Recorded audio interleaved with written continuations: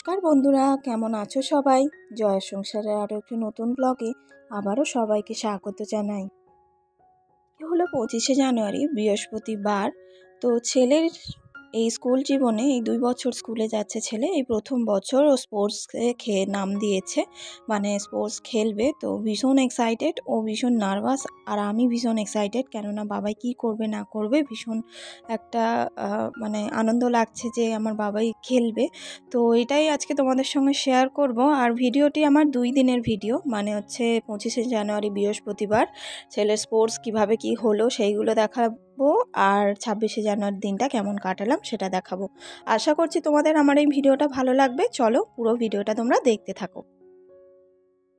তো ভালো লাগছে বাবার স্কুলের এই স্পোর্টসের দিন যে গিয়েছিলাম, এত ছোট ছোট বাচ্চাদের এরকমভাবে দৌড়তে দেখে এত আনন্দ হচ্ছিল। আমি তো প্রাইমারি স্কুলে পড়েছি, আমি তো প্রাইভেট স্কুলে পড়িনি। তো সেই সময়তেও এইসব স্পোর্টস ছিল, আমি নিজেও নাম দিয়েছি, অনেক খেলেছি। তবে মানে এইসব দিনগুলো আবারও নতুন করে ফিরে পাচ্ছিলাম। এই যে দেখো আমার বাবাই দৌড়চ্ছে। তো ও প্রথমে হিটে উঠেছিল, কিন্তু এই যে ফাইনাল রাউন্ডে গিয়ে একটু লেট হয়ে গেছে, এই যে আমার বাবাই।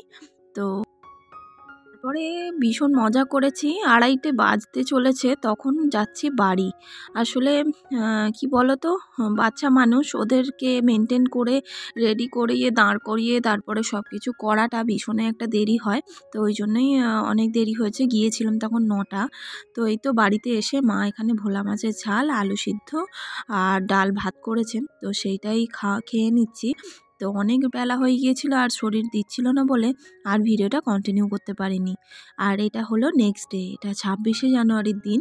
তো সকালবেলায় মামা হঠাৎ ফোন করেছেন চা খাওয়ার সময় মাকে আর বাপিকে যাওয়ার জন্য, ওই জন্য মা বাপি চলে গেছেন। আমি ব্লগটা শুরু করেছি স্নান সেরে, মানে সংসারে সব কাজকর্ম মিটিয়ে স্নান সেরে এই যে পুজো দিতে দিতে।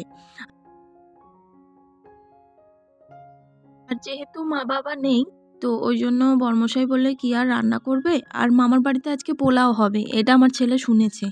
আর বর্মশাইও তো শুনলেই মানে জোগাড় এনে দিল আর কি করার জন্য। তো ওই জন্য এই প্রিপারেশনটা নিতে শুরু করেছি। দেখো এই মানে বাসন্তী পোলাও এই সেকেন্ড টাইম বানাচ্ছি আমি। চালটা এই তো বাটি মেপে মেপে নিচ্ছি, কেননা বাটি মেপে না নিলে জলটা ঠিক ঠিক দেওয়া যায় না, আর নইলে তলা পাকিয়ে যাবে, ঠিক ঠিক ঝুরঝুরে হয় না। গতবার এর আগের বারেও বানিয়েছি, খুব সুন্দর হয়েছিল। এবারে দেখা যাক। এই তো 1.5 বাটি চাল নিয়েছি, 2-3 জন খাবো বলে। গোবিন্দভোগ চাল এটা। খুব ভালো করে দেখে নিয়ে এবার সুন্দর করে ধুয়ে নেব। আর যেহেতু আমার স্ট্যান্ডটা খারাপ হয়ে গেছে, তাই অনেক কিছু ক্লিয়ারলি শেয়ার করতে পারলাম না। এই যে দেখো ধুয়ে নিয়ে চলে এসেছি, আর এরকম একটা স্টেনার নিয়েছি, মানে চালটাকে জল ঝরাতে দেব বলে। তো যত সুন্দরভাবে জল ঝরবে চালটা, তত ভালো কিন্তু মানে পোলাওটা রান্না করতে সুবিধা হবে। এই তো এইভাবে স্টেনারের মধ্যে ছেঁকে দিলাম চালটা। চলো। আর পোলাওয়ের সঙ্গে খাবো হচ্ছে আলুর দম, চিকেন হবে না। ছোট আলু তো ছিল না, এই যে একটা ছোট আলু পেয়েছি। আর হাতের অবস্থা দেখতে পাচ্ছ, নতুন আলু ছাড়ালেই হাতগুলো পুরো লাল হয়ে যায় আলুর কষে। তো এই তো প্রেশার কুকারের মধ্যে একটু লবণ দিয়ে সেদ্ধ করে নেব আলুটা। আর নতুন আলু আমার খুব একটা ভালো লাগে না, কিন্তু এখন তো নতুন আলুই বেশি না, বাজারে পুরানো আলু নেই বলতে গেলে। ওই জন্য এই তো নতুন আলুটা সিদ্ধ করতে দিয়ে দিয়েছি। আর যেহেতু নিরামিষভাবে বানাতে বলেছে বরমশাই, ওই জন্য একটা পেস্ট লাগবে, সেটা হচ্ছে এই কাঁচা লঙ্কা, একটু আদা, আর এই তো টমেটো একটা কেটে দিয়ে দিয়েছি। এটার একটা পেস্ট বানিয়ে নেব। চলো আজকে ডিটেলসে তোমাদেরকে সব রান্নাগুলো শেয়ার করবো, আশা করছি ভালো লাগবে। তো ওভেনে একটা বাটি বসিয়ে নিয়েছি, স্টিলের বাটি বলে ধোয়া উড়ে গেল পুরো। তো তার মধ্যে 2 চামচ ঘি দিয়ে আর দিচ্ছি 1 চামচ হলুদ গুঁড়ো। তো কাঁচা হলুদ গুঁড়োটা চালের মধ্যে না মাখিয়ে ঘিয়ের মধ্যে এইভাবে মিশিয়ে নিয়ে মাখলেও কিন্তু খুব ভালো একটা কালার আসে। তো এই যে দেখো চালটা পুরো ঝুরঝুরে হয়ে গেছে, দেখতেই পাচ্ছ সমস্ত জল ঝরে গেছে। তো এই চালটাকে এবার একটা বাটির মধ্যে ট্রান্সফার করে নেব।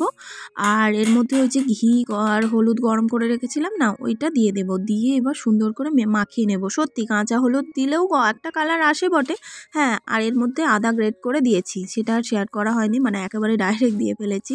তো এই যে দেখো কত সুন্দর মাখার পর কালারটা এসেছে না, এইভাবে করে দেখেছি আমি, ভালো হয় কিন্তু। তো চলো, ওদিকে চালটা আমার ম্যারিনেশন হয়ে গেছে। এবারে ওই ঘিয়ের বাটিটার মধ্যেই একটা মশলার পেস্ট করব। মানে মশলাগুলোকে গুঁড়ো মশলাগুলোকে জল দিয়ে মিশিয়ে রাখবো। প্রথমে দিলাম 1 চামচ হলুদ গুঁড়ো, হাফ চামচ লঙ্কা গুঁড়ো, 1 চামচ জিরে গুঁড়ো আর কাশ্মীরি লঙ্কার গুঁড়ো আর সানরাইজের মিট মশলা। তো এই মিট মশলাটা আমরা নিরামিষ তরকারিতে দিয়েই থাকি। তো তারপরে এই তো সব কিছু একটু জল দিয়ে এই যেরকম একটু গুলে রাখবো। তারপরে এই তো আমি বাসন্তী পোলাওটা বসাবো। কড়াইটা বসিয়ে দিয়েছি, কড়াইয়ের মধ্যে দেব 2 চামচ ঘি। তো এটা সাদা তেলেও করা যায়, তো দেব 2 চামচ ঘি দিয়েছি আমি। তো এর মধ্যে দিয়ে দিলাম 3টে এলাচ, 2টো দারচিনির টুকরো আর 5টার মতো লবঙ্গ, সব গুঁড়ো গরম মশলা, তেজপাতা এগুলো সব দিয়ে ভালো করে ভেজে নেওয়ার পর এর মধ্যে দিয়ে দিলাম 1 মুঠো কাজু।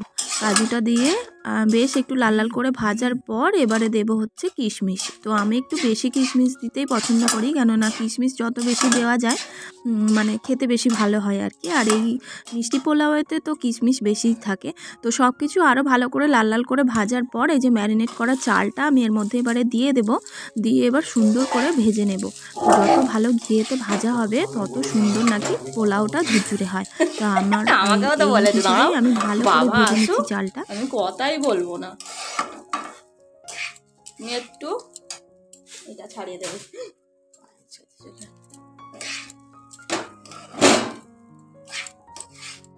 এই তো চালটা আমার সুন্দর করে ভাজা হয়ে গেছে। আর যে বাটিটার মধ্যে আমি চাল মেপেছিলাম, 1.5 বাটি চাল নিয়েছি যেহেতু, সেহেতু 3 বাটি জল আমার লাগবে, মানে 1:2 অনুপাতে করতে হবে আর কি। তো 1 বাটি চাল দিলে 2 বাটি জল, ওই জন্যই আমি 3 বাটি জল দিয়ে দিলাম। তো এই তো দেখো আমার জল দিয়ে এবার আরও ভালো করে নাড়িয়ে নিয়ে এরপরে স্বাদ মতো লবণ দিয়ে দেব, দিয়ে আরও কিছুটা নাড়িয়ে নিয়ে চাপা দিয়ে দেবো। হাই ফ্লেমে প্রথমে রাখবো, জলটা ভালো করে ফুটে যাওয়ার পর একটু লো ফ্লেম করে দেব। তো এই তো চলো এটা চাপা দিয়ে রাখি, এটা হতে থাকুক। আর এদিকে আমি আমার আলুর দমটা করে নিই। তো আলুর দমটা করার জন্য কড়াইয়ের মধ্যে সাদা তেল দিয়ে দিলাম একটু হলুদ গুঁড়ো। তেলের মধ্যে হলুদ দিয়ে মানে যে কোনো জিনিস ভাজলে না কালারটা ভালো হয়। এই তো সব আলু সিদ্ধগুলোকে, যে নুন দিয়ে আলুগুলো সিদ্ধ করে রেখেছিলাম সেইগুলোকে দিয়ে দিয়েছি তেলের মধ্যে, দিয়ে এবার লাল লাল করে এপিট এপিট করে সুন্দর করে ভেজে নেব। আর একটু লবণ দিয়েছিলাম। দেখো ওইদিকে আমার আলু ভাজাটা হচ্ছে, আর এখানে দেখো আমার পোলাওটা।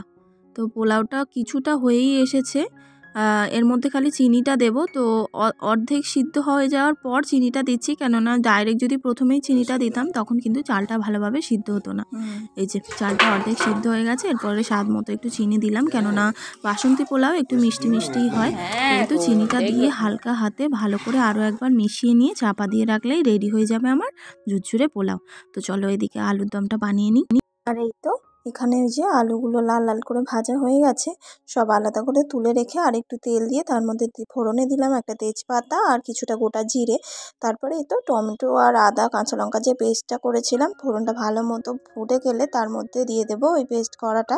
তো পেস্টটা দিয়ে আরে কয়েকবার নাড়িয়ে দিয়ে দেবো 1 মুঠো কড়াইশুঁটি। তো কড়াইশুঁটিটা এই সময় না দিলে সিদ্ধ হতে একটু দেরি হবে, তো মশলার সঙ্গে কষতে কষতে অনেকটা সিদ্ধ হয়ে যাবে। তো তারপরে এই তো যে শুকনো গুঁড়ো মশলাগুলো জলে একটু গুলে রেখেছিলাম সেইগুলোও দিয়ে দিলাম, দিয়ে এবার ভালো মতো করে নাড়িয়ে নিয়েছি, নিয়ে তেল ছাড়া পর্যন্ত না মানে কষিয়ে নিতে হবে। তারপরে দিয়ে দিলাম স্বাদ মতো অল্প একটু সবটা ব্যালেন্স করার জন্য স্বাদটা চিনি।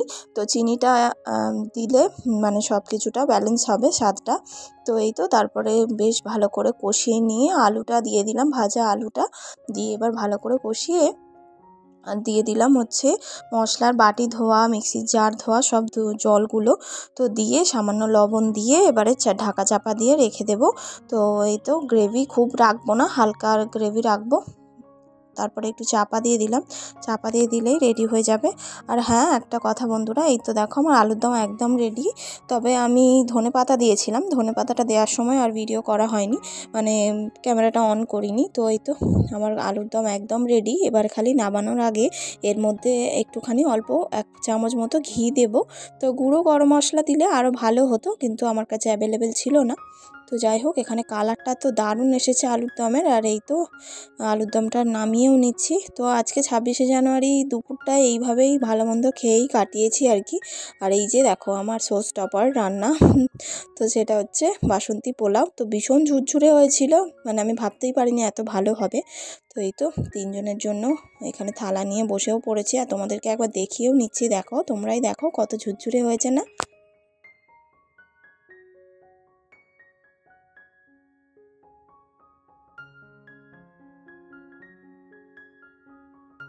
যেহেতু একটু ভালো মন্দ রান্না, তো ওই জন্য একটু সুন্দর করে সার্ভ করলে দেখতে ভালো লাগে, আর মানে ভালো লাগে আর কি, অনুভূতিটাই একটা আলাদা হয় এইভাবে খেতে দিলে কাউকে। তো ওই জন্যই 3 জনে যেহেতু আছি, আর এইভাবে সার্ভ করেছি 3 জনের জন্যই আজকের লাঞ্চ মেনুটা। তো তোমরা দেখে জানিও মানে কেমন হয়েছে আমার এই আলুর দম আর পোলাওটা। রেসিপিটা ভালো লাগলে অবশ্যই একটা বাড়িতে কিন্তু করে দেখতে পারো। তো এই তো 3 জনের জন্য লাঞ্চ একদম থালায় সাজিয়ে নিয়েছি। তো দেখতে তো দারুণ হয়েছে, খেতে কীরকম লাগবে জানি না। চলো এবারে খাওয়া যাক। আর আজকের মতো এখানেই তোমাদের কাছ থেকে আমি বিদায় নিয়ে নিচ্ছি। তো এই ছিল আমার 25শে জানুয়ারি এবং 26শে জানুয়ারি এই দুদিনের ভিডিও। তো তোমাদের কেমন লাগলো অবশ্যই একটা কমেন্টে জানাবে। ভালো লাগলে প্লিজ একটা লাইক শেয়ার করে দিও, আর পারলে আমার চ্যানেলটা সাবস্ক্রাইব করো বন্ধুরা। আর এখনও পর্যন্ত আমার চ্যানেলটা যারা সাবস্ক্রাইব করেছো তাদেরকে অসংখ্য ধন্যবাদ। আর দেখা হবে খুব শিগগিরই আরও একটি নতুন ভিডিওতে। ততক্ষণ সবাই কিন্তু খুব ভালো থাকবে, সুস্থ থাকবে, সাবধানে থাকবে। আবারও দেখা হচ্ছে। টাটা।